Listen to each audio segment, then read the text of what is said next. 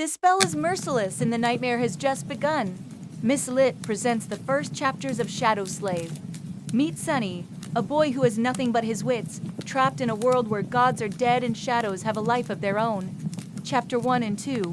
The journey into the darkness starts now. Chapter 1. Nightmare begins. A frail-looking young man with pale skin and dark circles under his eyes was sitting on a rusty bench across from the police station. He was cradling a cup of coffee in his hands. Not the cheap synthetic type slum rats like him had access to, but the real deal. This cup of plant-based coffee, usually available only to higher-ranked citizens, had cost most of his savings. But on this particular day, Sunny decided to pamper himself. After all, his life was coming to an end. Enjoying the warmth of the luxurious drink, he raised the cup and savored the aroma. Then, tentatively, he took a small sip and immediately grimaced. Ah, so bitter. Giving the cup of coffee an intense look, Sunny sighed and forced himself to drink some more. Bitter or not, he was determined to get his money's worth. Taste buds be death some none. I should have bought a piece of real meat instead. Who knew actual coffee is so disgusting? Well, it's going to keep me awake, at least. He stared into the distance, dozing off, and then slapped himself in the face to wake up. Sk! What a ripoff! Shaking his head and cursing, Sunny finished the coffee and stood up. Rich people living in this part of the city were rushing past the small park on their way to work, staring at him with strange expressions, looking haggard in his cheap clothes and from the lack of sleep. Unhealthily thin and pale, Sunny was indeed out of his place here. Also, everyone seemed so tall. Watching them with a bit of envy, he tossed the cup into a garbage bin. Red nobbled full.me. I guess that's what 3 full meals a day would do to you. The cup missed the bin by a wide margin and fell on the ground. Sunny rolled his eyes in exasperation, walked over and picked it up before carefully putting it in the trash. Then, with a slight grin, he crossed the street and entered the police station. Inside, a tired-looking officer gave him a quick glance and frowned with obvious distaste. "Are you lost, boy?" Sunny looked around with curiosity, noting reinforced armor plates on the walls and poorly hidden turret nests in the ceiling. The officer, too, looked scruffy and mean. At least police stations remain the same wherever you go. "Hey, I am talking to you!" Sunny cleared his throat. No." Then he scratched the back of his head and added, "As demanded by the 3rd Special Directive, I am here to surrender myself as a carrier of the nightmare spell." The officer's expression instantly changed from irritated to wary. He looked the young man over once again, this time with piercing intensity. "Are you sure you are infected? When did you start showing symptoms?" Sunny shrugged. "A week ago." The officer became visibly paler, shitty. Then, with a hurried motion, he pressed a beat-ton on his terminal and bellowed. "Attention, Code Black in the lobby. I repeat, Code Black. The nightmare spell first appeared in the world a few decades ago. Back then, the planet was just starting to recover from a series of devastating natural disasters and subsequent resource wars. At first, the emergence of a new disease that caused millions of people to complain about constant fatigue and sleepiness did not attract a lot of attention. But when they started to fall into an unnatural slumber, with no sign of waking up even days later, governments finally panicked. Of course, by then it was already too late. Not that an early response could have made any difference. When the infected started dying in their sleep, their dead bodies turning into monsters, no one was ready. Nightmare creatures quickly overwhelmed national militaries, plunging the world into complete chaos. No one knew what the spell was, what powers it possessed, and how to fight it. In the end, it was the awakened, those who survived the first trials of the spell and came back alive, who put a stop to its rampage. Armed with miraculous abilities earned in their nightmares, they restored peace and created a semblance of a new order. Of course, it was only the first of the catastrophes brought upon by the spell. But as far as Sunny was concerned, none of it had anything to do with him. Not until a few days ago, that is, when he first started having trouble with staying awake. For an average person, being chosen by the spell was as much of a risk as an opportunity. Kids learned survival skills and fighting techniques in school on the off chance of being infected. Well-to-do families hired private tutors to train their children in all sorts of martial arts. Those from the awakened clans even had access to powerful legacies, wielding inherited memories and echoes in their first visit to the dream realm. The richer your family was, the better your chances of surviving and becoming an awakened were. But for Sunny, who had no family to speak of, and spent most of his time scrounging for food instead of going to school, being chosen by the spell presented no opportunity at all. To him, it was basically a death sentence. A few minutes later, Sunny was yawning while several policemen were busy putting him in restraints. Soon he was fastened into a bulky chair that looked like a weird mix between a hospital bed and a torture device. The room they were in was situated in the base, ME end of the police station, with thick armored walls and a formidable-looking vault door. Other officers were standing near the walls, with automatic rifles in their hands and grim expressions on their faces. Sunny did not particularly care about them. The only thing he could think about was how much he wanted to sleep. Finally, the vault door opened, and a gray-haired policeman walked in. He had a seasoned face and stern eyes, looking like someone who had seen a lot of terrible things in his life. After checking the restraints, the policeman glanced quickly on his wrist, watched, and then turned to Sunny. "What's your name, kid?" Sunny blinked a few times, trying to concentrate, then shifted uncomfortably. "Sunless." The old policeman raised an eyebrow. "Sunless? That's a strange name." Sunny tried to shrug, but found himself unable to move. "What's so strange about it? At least I have a name. Back in the outskirts, not everyone even gets one." After another yawn, he added, "It's because I was born during a solar eclipse. My mom had a poetic soul, you see. That's why he got this weird. Sam and his little sister was called Rain. Back when she still lived with them, at least. Whether it was the result of poetic imagination or simple laziness, he did not know."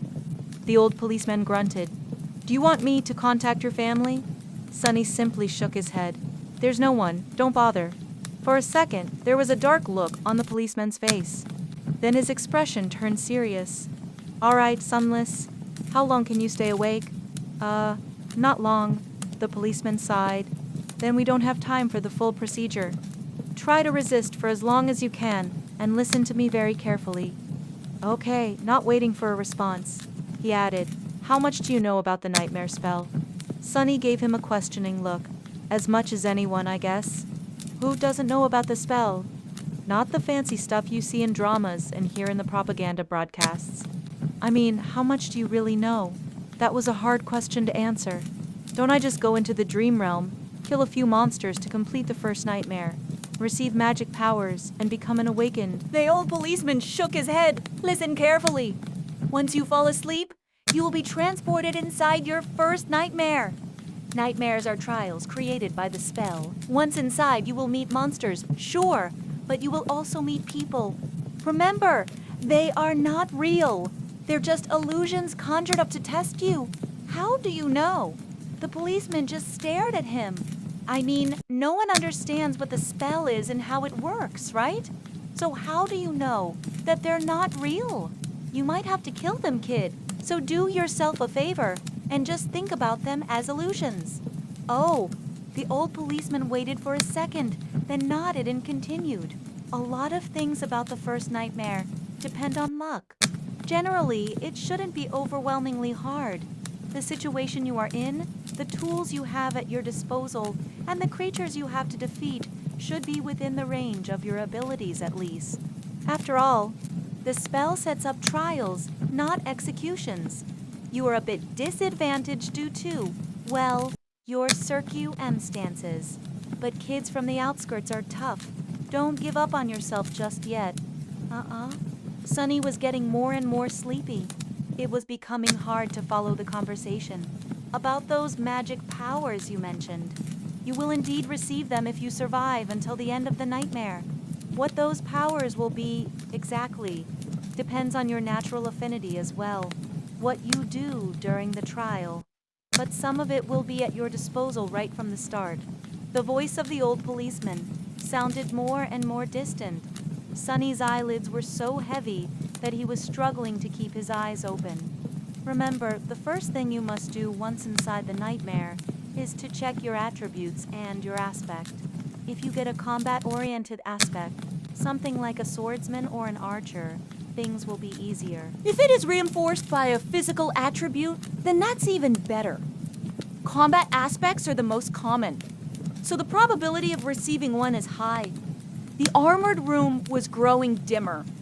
If you are unlucky and your aspect has nothing to do with combat, don't despair. Sorcery and utility aspects are useful in their own ways. You'll just have to be smart about it. There are really no useless aspects. Well, almost. So just do anything in your power to survive. If you survive, you will be halfway to becoming an awakened. But if you die, you'll open a gate for a nightmare creature to appear in the real world, which means that my colleagues and I will have to deal with it. So, please don't die, Sunless. Already half asleep, Sunny felt a bit touched by the policeman's words, or at least try to not die right away. The nearest awakened won't be able to get here for a few hours, so we would really appreciate it if you don't make us fight that thing ourselves, what? With that last thought, Sunny finally slipped into a deep slumber. Everything became black, and then, in the darkness, a faintly familiar voice rang. Aspirant, welcome to the nightmare spell. Prepare for your first trial. Chapter 2, Slave Caravan. Sunny dreamt of a mountain, jagged and lonesome. It dwarfed other peaks of the mountain chain, cutting the night sky with its sharp edges. A radiant moon bathed its slopes in the ghostly, pale light. On one of the slopes, the remnants of an old road stubbornly clung to the rocks. Here and there, weathered paved stones could be seen through the snow. To the right side of the road, a sheer cliff face rose as an impregnable wall. To the left, a silent black sea of nothingness indicated an endless fall. Strong winds crashed into the mountain, over and over again, screaming in powerless rage. Suddenly, the moon fell over the horizon. The sun rose from the west, streaked across the sky, and disappeared in the east. Snowflakes jumped from the ground and returned into the embrace of clouds. Sunny realized that he was seeing the flow of time in reverse. In an instant, hundreds of years flew by. The snow retreated, bearing the old road. Cold shivers ran down Sunny's back as he noticed human bones littering the ground. A moment later, the bones were gone, and in their place, a slave caravan appeared, moving backwards down the mountain in the clamor of chains. Time slowed, stopped, and then resumed its usual pace. Aspirant, welcome to the nightmare spell. Prepare for your first trial. What the ho-ll is this? Step, another step. Read novel full.me. A dull ache was radiating through Sunny's bleeding feet as he was shivering from cold. His threadbare tunic was nearly useless against the biting wind. His wrists were the main source of agony, badly hurt by the iron shackles. They sent a sharp pang of pain every time the freezing metal touched his broken skin. What kind of a situation is this? Sunny looked up and down, noticing a long chain winding up the road, with dozens and dozens of hollow-eyed people. Slaves just like him shackled to it at small intervals. Ahead of him, a man with broad shoulders and a bloodied back was walking with a measured gait. Behind him, a shifty-looking guy with quick, desperate eyes was quietly cursing under his breath in a language that Sunny did not know, but somehow still understood. From time to time, armed horse M. Powlins in ancient-style armor would pass S by, giving the slaves menacing looks. However you judged it, things were really bad. Sunny was more bewildered than panicked. True, these circumstances were not like what the first nightmares were supposed to be. Usually, freshly chosen aspirants would find themselves in a scenario that presented them with a fair amount of agency. They would become members of privileged or warrior castes, with plenty of access to necessary weapons to at least try to tackle any conflict. Starting out as a powerless slave, shackled and already half dead, was as far from being ideal as one could imagine. However, The spell was as much about challenge as it was about balance. As the old policeman said, it created trials, not executions. So Sunny was pretty sure that, to counter this abysmal start, it would reward him with something good. A powerful aspect, at least. Let's see. How do I do this? Remembering popular webtoons he read as a child, Sunny concentrated and thought about words like status, myself, and information. Indeed, as soon as he focused, shimmering runes appeared in the air in front of him. Once again, although he did not know this ancient alphabet, the meaning behind it was somehow clear. He quickly found the rune describing his aspect, and finally lost his composure. What the actual F-U-C-K? Name, sunless, true, name, rank, aspirant, soul, core, dormant, memories, echoes, attributes, fated, mark of divinity, child of shadows. Aspect, temple slave. Aspect description, slave is a useless wretch with no skills or abilities worth a mention. A temple slave is just the same, except much rarer. Speechless, Sunny stared at the runes, trying to convince himself that he was maybe just seeing things. Surely he couldn't be that unlucky, right? No useless aspects, my AS. As soon as this thought appeared in his mind, he lost the rhythm of his steps and stumbled, pulling the chain down with his weight. Immediately, the shifty guy behind him screamed, "Haw! He's BASTARD. Watch where you're going." Sunny hurriedly dismissed the runes, which were only visible to him, and tried to recover his balance. A moment later, he was once again walking steadily, however, not before inadvertently pulling on the chain one more time. "You little shit-ass, I am going to kill you."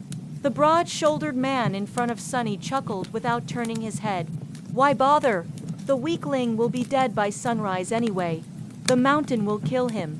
A few seconds later, he added, "It'll kill you and me too." Just a bit later, "I really don't know what the Imperials are thinking, forcing us into this cold." The shifty guy gasped. "Speak for yourself, fool. I am planning to survive." Sunny silently shook his head and concentrated on not falling again. What a charming pair. Suddenly, a third voice joined the conversation from somewhere further back. This one sounded gentle and intelligent. "This mountain passes is usually much warmer this time of year. We just had really bad luck. Also, I would advise you against harming this boy." "Why is that?"